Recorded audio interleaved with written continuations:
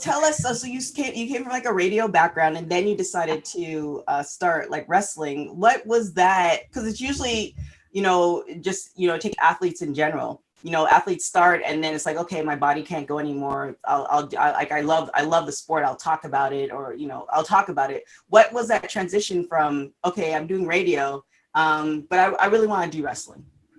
So I got involved in radio kind of accidentally.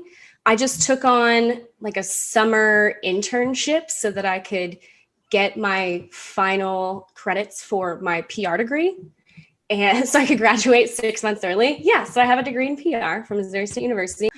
But I just started as an intern and I was like, I'm not going to stay in radio. There's no money in radio.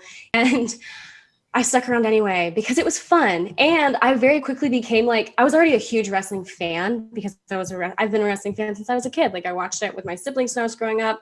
And then I got back into it whenever I was in high school. So I was like the wrestling girl on the radio, like in our small town, because I was on a classic rock station. So anytime that like the WWE live events were coming through, I would get to interview like Becky Lynch or Chad Gable. So I kind of had like a passion for it. And I also come from a roller derby background. So I played roller derby for 8 years for Springfield Roller Girls. Nice. And I really missed being an athlete because I had retired because I was like, I just feel like I can't do this anymore. Like that was me. I guess I'll just like retire, see what happens. And then I was like, maybe I'll try to go to a wrestling school.